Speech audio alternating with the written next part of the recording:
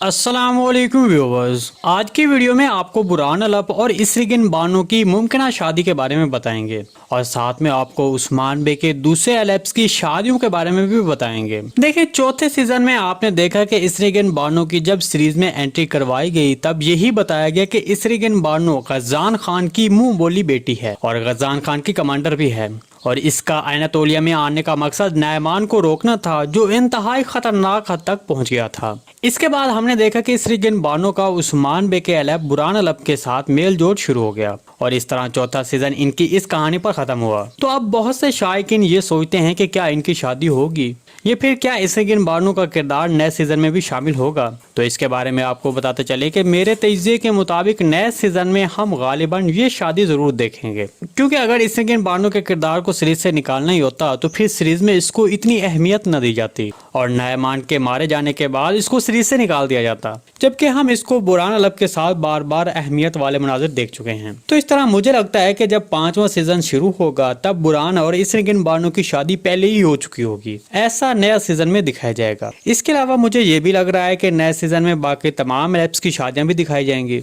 और इनमें सबसे पहले नंबर अब कोहिनूर अलप का हो सकता है, क्योंकि प्रोड्यूसर महमद बुज़दाक साहब अब इस बात को भी अच्छी तरह समझ गए होंगे कि सीरीज के शायकीन की दिलचस्पी किस चीज में है। जबकि सीरीज में कुछ ऐसा दिखाया जा रहा है कि जब भी किसी अलप की शादी होती है तो उस अलप की हीरोइन मारी जाती है, ऐसा दिखाया जाता रहा है, जो कि शायकीन की तरफ से इस हवाले से शदीद रद्द-ए-अमल का सामना आया है। ताहम अब स्क्रिप्ट राइटर इस कहानी को ठीक कर सकता है और फिर तमाम अलप की शादियां करवा सकता है।